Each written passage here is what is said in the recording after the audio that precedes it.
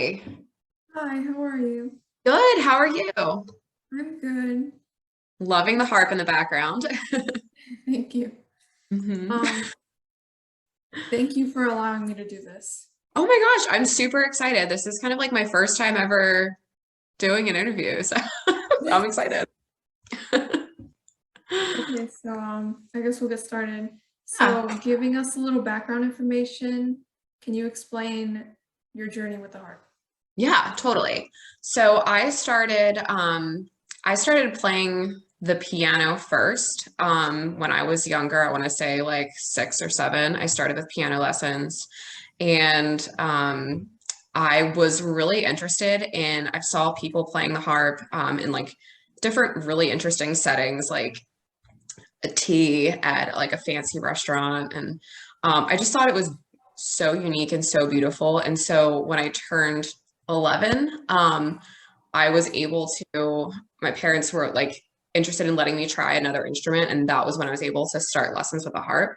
So I started, started when I was 11. I took lessons throughout all of high school, all of elementary school, all of high school.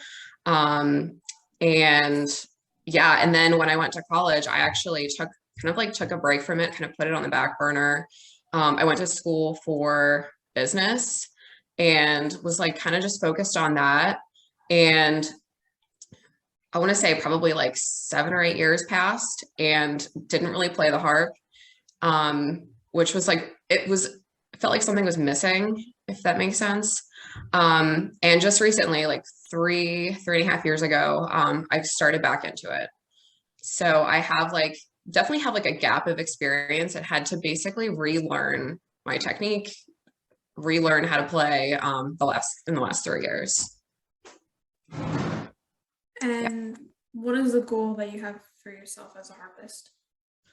So I think my biggest goal, and this is kind of new, is to like have an emotional connection to what I'm playing.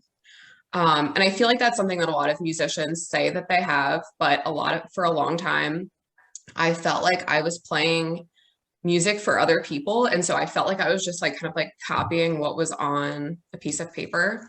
And it's actually kind of rare for me to find times where I'm playing music and I actually feel like really connected to it. And it's when I'm playing music that I actually enjoy.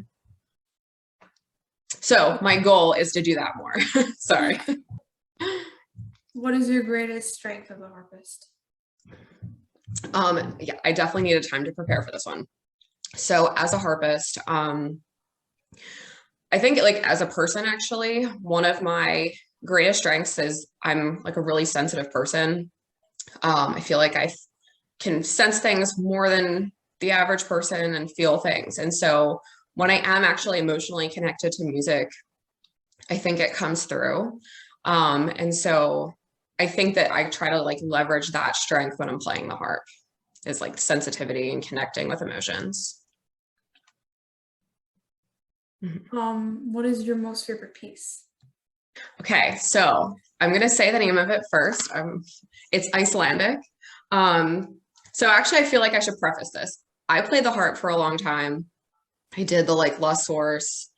I actually really love that song. Debussy is like one of my favorites. I do enjoy like Reverie, I think was my favorite song from there. So I did play a lot of like legit harp songs. But recently in the last 3 years, I've been trying to play songs that I like truly enjoy. And the song that I really love right now, it's called Heimir Arnadal, and it's a Icelandic song. Um, it is actually, I feel like embarrassed to say this, but it is from Frozen.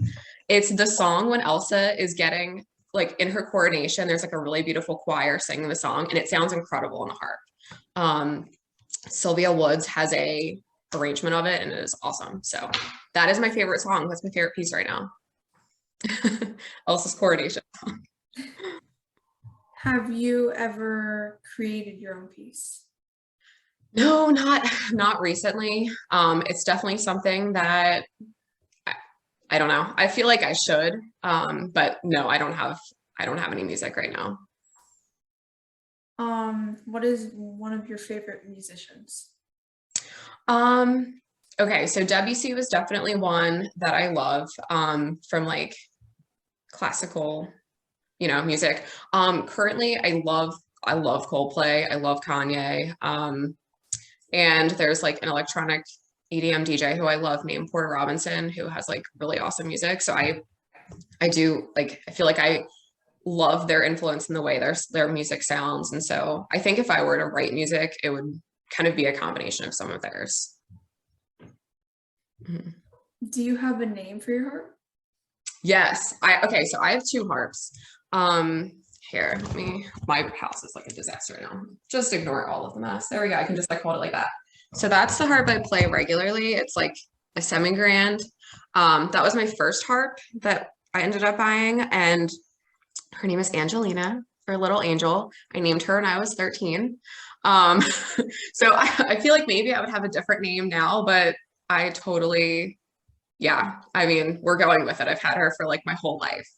And then my other harp is a concert grand, and her name is Rosalind, after, I don't know if you have this book. I feel like this is like a harp book that a lot of people talk about.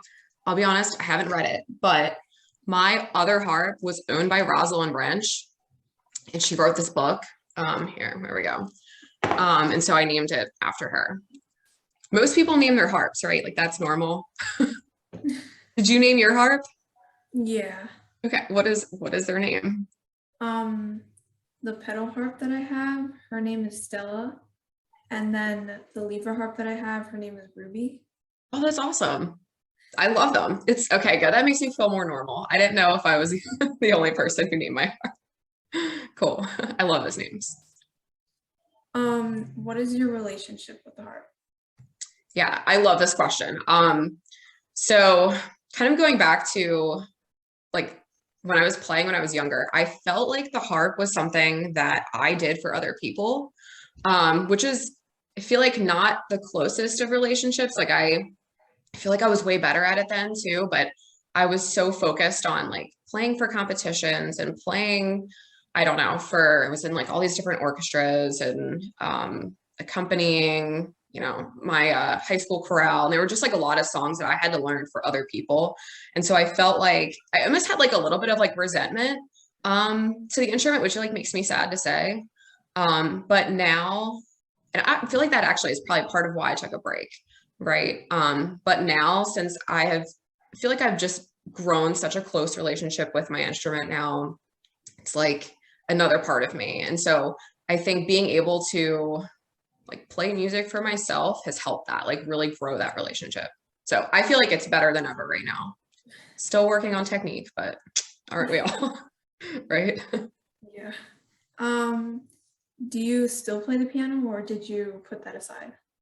I can. It's not great. Like it's probably not in the place where I'd play for somebody else, but I can still play it. Yeah. I have a keyboard upstairs, and I have like a 4-year-old daughter, so I've been hoping to get her into that soon. Fingers crossed. And last but not least, what advice would you give to other new harpists? Yeah. I also love this question. So I think my biggest thing is, again, kind of like the theme of everything I'm talking about, is like try to find a way to play things for yourself. Make the harp something that's like more of an extension of you. Obviously, like I feel like most young harpists are going to be doing competitions. They're going to be parts of like orchestras and ensembles and things. But I think it's super important. And especially now because music is so easy to find online, find songs that you enjoy playing just to do on the side, just to have that connection. I think it will make such a difference in like the relationship with the instrument and the amount of time you spend playing, like after maybe you decide to stop taking lessons. I just think that's really important, is like finding ways to make it something that you enjoy doing and that it's for you. All right, well, Is that good? yeah. Is there anything else? I can't remember. No, I don't think so. Cool. Does this go on, like, are you gonna have it as a video or is it gonna be written up? I'm gonna have it as a video. Nice. Okay. Awesome. Very cool. Well, thank you so much. I really appreciate it. And let me know if there's anything else, if you ever have any other questions. Okay. Okay, good luck. Thank you. All right, have a good one. Bye. Too. Bye.